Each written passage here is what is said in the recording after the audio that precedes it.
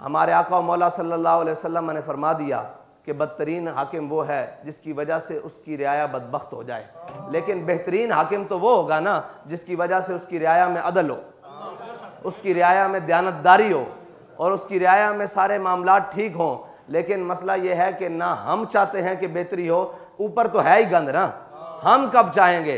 बहसियत कौम, बहसियत मिल्लत, कब तक? 70 साल हो गए हमने हजूर के दीन के साथ बगावत की। किस लिए की? कि जी हमें रोटी मिल जाए।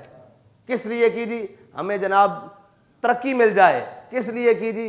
हमारी रोटी ठीक हो जाए, हमारे कारोबार ठीक हो जाए। 70 साल से क्या एक भी चीज तुम्हारे पास रही?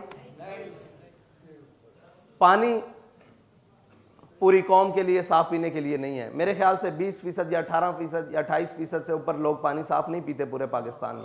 पूरे पाकिस्तान में 28% से ऊपर अगर लोग पानी साफ नहीं पीते। आटे का ये हाल है कि लाइनों में लगकर खरीदना पड़ता है। चीनी का ये हाल है कि लाइनों में लगकर खरीदनी पड़ती है। पेट्रोल का ये हाल है कि वो पंपों से गायब है। जनाब दवाओं का ये हाल है कि अब लोग इलाज कराने की बजाय मौत की आरजू करने लगे हैं। तो क्या हमने कुछ पाया हुजूर के दीन को कमर करके?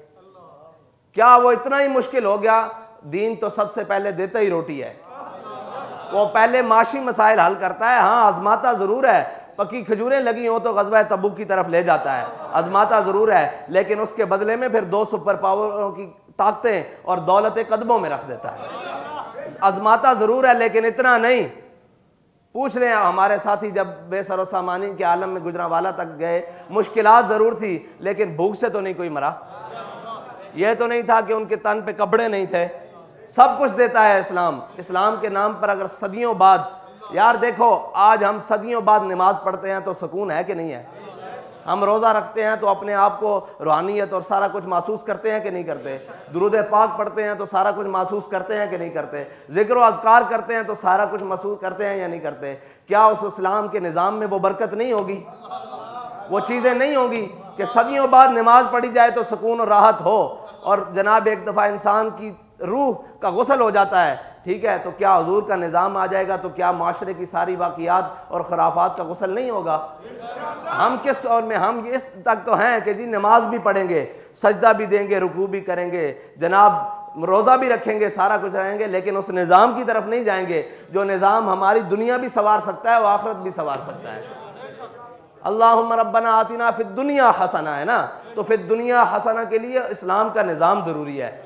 और वो निज़ाम जिसको हमारे बाबा जी क्या कहते हैं, हुजूर के दीन को तख्त पर लाना है, वो निज़ाम ज़रूरी है।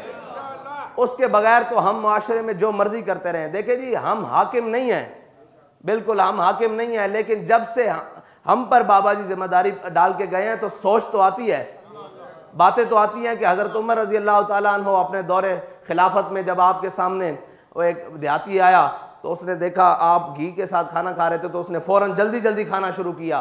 तो हज़रत उमर ने फरमाया तुमने कभी घी नहीं देखा? उसने कहा जी बड़ी देर हो गई, कभी नहीं, अब बहुत मुद्दत बाद खाया है। तो हज़रत उमर ने हटा दिया। फिर आपने जैतून के साथ खाना खाना शुरू कर दिया, तो जब पेट से आवाज़ें आईं, साफ ज़ाहिर है, तो हज़रत उमर ने फरमाया तू जो मर्जी आवाज़ें निकाल, जब तक मेरी रियाया के हर फ़र्द को देसी घी मुयसर नहीं हो सकता उमर देसी घी नहीं खाएगा।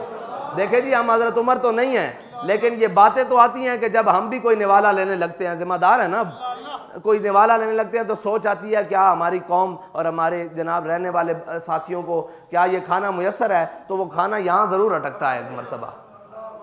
क्या जिनको मुंतखब कर कर आप इस कौम की सबसे बड़ी जिम्मेदारी लेकर आए हो, क्या उनके माथे पर भी शिकन है? अगर ज़मीर जिंदा हो तो एक सांस लेना भी मुश्किल है, और अगर मर जाए तो फिर तो जो मर्जी होता रहे ना। अगर जिंदा हो तो देखें हमारी बातें और हमारी चीज़ें तो वो नहीं हैसियत रखती ना जो उनके घर की गवाही है कि हमने कर्ज़ों के बस वो कुछ हमसे लिखवा लिया गया है कि जिसके बाद हमारा बचा कुछ नहीं है। यार क्यों नहीं बचा? तुमने क्या किया? वो कर्ज़े गए किधर? वो कर्ज़े लाखों लीटर यौमिया तुम्हारे प्रोटोकॉलों में खर्च हो गए और किधर गए? इकबाल कहता है ना, बेकारियों रियानियों में खारियों अफलास, क्या कम है फरंगी मदनियत के फतूहात, ये इल्म ये हिकमत ये तदब्बुर ये हुकूमत, पीते हैं लहू देते हैं तालीम मुसाबात। अच्छा वो जो हमारा सारा दिन और 5 साल से 10 साल से कोई 50 साल से कोई 30 साल से जिन्होंने पूरी कौम का लहू पिया है, वो रात को आकर जनाब वो टॉक शोज़ में भाषण दे रहे होते हैं कि मईशत ऐसे ठीक हो सकती है। जनाब आपकी मुल्क इससे जा रहा होता है। आपके मुल्क को जनाब सबसे बड़ा ख़तरा इन चीज़ों से है कि वो अपनी नज़रियाती सरहदों की तरफ जा रहा है, अपनी नज़रियाती बुनियादों की तरफ जा रहा है। मुल्क को इन बातों से ख़तरा नहीं है, मुल्क को तुम लोगों से ख़तरा है। वो वज़ीर आज़म हो, वो वज़ीर आला हो, वो कोई भी हो, तुम इन सब से ख़तरा है मुल्क को, क्योंकि तुमने मुल्क को लूट कर खाया है। और शाम को तुम ही कौम को आके भाषण देते हो कि ये कर लेंगे। कौम अब धोखा खाने वाली नहीं है, क्योंकि कौम को इनका कायद एक सबक पढ़ा कर गया है कि उन्हें जाना, उन्हें जाना, उन्हें जाना में उनकी नमाज भी है, उनका रोज़ा भी है, उनका जिहाद भी है, उनका हज भी है, उनका कलमा भी है, उनके अखलाक भी हैं, उनके अतवार भी हैं, उनका निज़ाम भी है। उन्हें जाना, उन्हें जाना, ना रखा गैर से काम।